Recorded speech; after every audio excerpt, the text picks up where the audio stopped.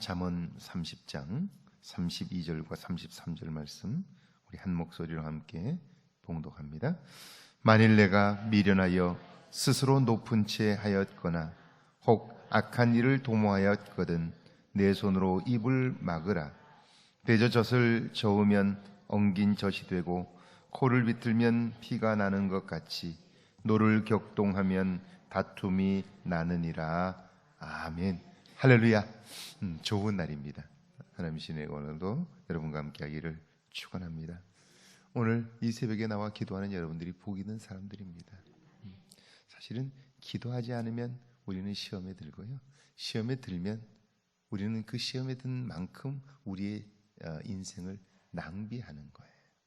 그러니까 오늘 하루를 기도로 시작하는 여러분이야말로 복이 있는 분들입니다. 한때 인기절정의 배우로 청주대학교 연극영화과 교수로 살았던 조민기 씨의 사망은 많은 사람들에게 충격을 주었습니다. 작년 3월 그는 마지막 손편지에서 이런 글을 적었습니다. 모든 것이 제 불찰이고 저의 죄입니다. 회피하고 부정하기에 급급한 비겁한 사람입니다. 너무나 부끄럽고 죄송합니다. 모멸감으로 혹은 수치심으로 느낀 후배들에게 먼저 마음 깊이 사죄의 말을 올립니다. 덕분에 이제라도 저희 교만과 그릇됨을 뉘우칠 수 있게 되어 죄송한 마음과 감사의 마음을 전합니다. 그렇게 썼어요. 그가 남긴 글에는 자신의 삶에 남겨진 오점, 왜 그것이 생겼는가를 밝혀두었는데요. 그것은 바로 교만으로부터 시작되었다. 그렇게 적었습니다. 그러니까 교만이 자기의 삶을 왜곡하게 만들었고 결국 그것 때문에 스스로 목숨을 끊게 되는 결과를 가져온 거예요. 여러분, 교만이라는 건 마치 처음에는 자기 자신에 대한 자부심처럼 느껴지게 해요. 그러니까 내가 이만큼 성공했기 때문에, 내가 이만큼 성장했기 때문에 당연한 거라고 생각하고 그의 마음의 자리를 잡았는데, 그것이 점점 시간이 지나면서 본색을 드러나게 되는데요. 교만을 통하여 다른 사람들을 함부로 대하고 내가 하고 싶은 대로 해도 되는 이런 결과들을 가져오게 되는 거죠. 그리고 비극을 낳게 되는 거예요. 교만이란 이렇게 한 사람의 삶을 파괴할 수 있다는 사실을 보여줍니다.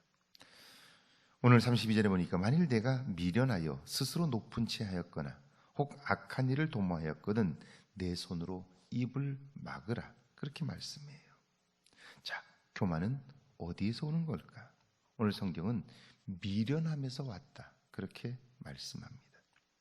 누가복음 15장에 나오는 탕자의 비유에서 둘째 아들은 아버지에게 유산을 미리 달라고 요청합니다.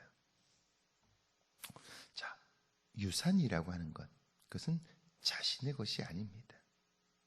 그리고 부모가 돌아가신 이후에 부모의 것이 자식에게 넘겨지는 거예요. 그러니까 미리 유산을 달라는 말은 부모가 일찍 죽었으면 좋겠다는 말과 같은 말이 되는 거예요. 자기의 것도 아니고 자기를 낳아주신 부모님의 것을 자기 것처럼 여기는 것, 이건 불순한 것이죠. 옳지 않은 태도예요.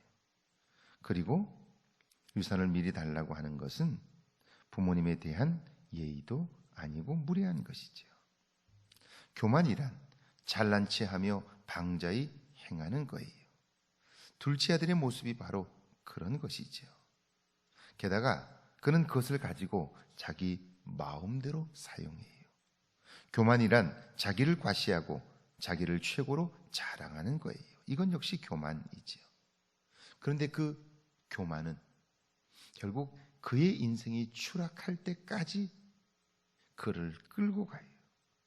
결국 돈이 떨어지게 되고 돼지우리에서 돼지를 치고 돼지가 먹는 열매로도 배를 채울 수 없게 되었습니다. 이때 와서야, 돌이킬 수 없는 이 상황에 와서야 결국 그 교만 때문에 이렇게 되었다는 걸 알게 돼요. 그의 교만이 어디에서 왔을까? 이유는 그의 아버지 집에 있는 것이 복이라는 사실을 모르는 거예요. 그것이 가장 소중한 것이라는 사실을 알지 못하는 미련함에서 온 거예요. 결국 그 미련함이 그로 하여금 교만의 종로로 타게 했고 인생이 무너지게 만든 것이죠. 내가 하늘과 아버지께 죄를 지었나이다. 이것을 뉘우치면서 그의 삶은 새롭게 시작이 되는 거예요. 사실 이 땅을 살아가는 동안 우리가 누군가로부터 받았던 은혜들이 얼마나 많은지 몰라요. 그런데 은혜는 다 잊어버리고 내가 내 스스로 세운 기준, 내 스스로 채우고자 하는 것들이 채워지지 않으면 불평과 원망 속에 살게 되는데 결국 교만의 끝은 패망일 수밖에 없다 하는 것이죠. 자, 33절은 그래서 그렇다면 내가 교만하다는 것을 어떻게 알 수 있을까? 33절은 젖을 저으면 엉긴 젖이 되고 코를 비틀면 피가 나는 것 같이 노를 격동하면 다툼이 난다. 그렇게 말씀해요. 젖을 저으면 엉긴 젖이 되고 코를 비틀면 피가 나는 것, 이것은 움직일 수 없는 사실이지요. 마찬가지로 분노는 반드시 다툼을 일으켜요. 그렇다면 분노가 일어나는 이유는 뭘까? 공동체 안에서 내가 제일이라고 여기는 마음이 있을 때 그것이 사람들의 분노를 일으키지요. 예수님의 제자들 중에 서로 누가 제일 크냐 하는 문제로 다툼이 있었습니다. 베드로는 베드로대로, 요한은 요한대로, 야고보는 야고보대로 자신이 최고라고 여겼고 그런 말과 행동이 다른 제자들의 분노를 일으킵니다. 다툼이 끊이지 않습니다.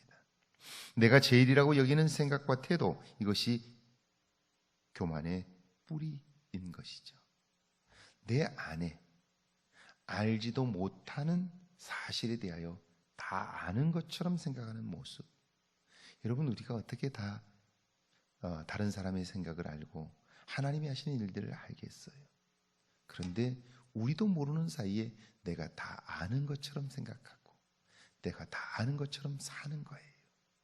이것은 이렇다, 저것은 저렇다, 옳다, 그르다를 내가 판단하는 거예요. 그러면서 시험에 들고 결국 자기의 삶이 추락하게 되는 것이죠. 성경에 나오는 하나님의 사람들 역시 교만은 반드시 어려움들을 겪게 하고 그의 삶을 추락시키는 거죠. 우리가 믿음의 조상이라고 부르는 아브라함부터 시작해서 이삭과 야곱과 요셉, 그리고 위대한 왕 다윗마저 교만으로 인하여 그의 삶이 추락한 적이 있음을 우리는 보면서요, 우리 역시 이런 모습이 있지 않은가를 돌아보아야 할 것입니다. 교만은 아주 우리 안에 나에 대한 자부심으로 찾아와 자리를 잡고 결국 우리의 삶을 조금씩 무너뜨려 가고요.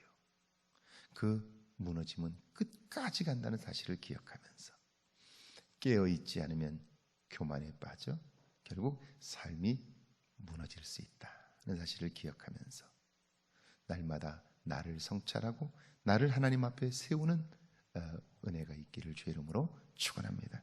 우리 함께 기도하면 좋겠습니다. 교만으로 악한 일을 행하였다면 뉘우치는 삶이 있게 해달라고요. 교만에서 벗어나 다툼이 끝나게 해달라고요. 우리 시간 함께 기도합니다. 하나님, 저희를 사랑하사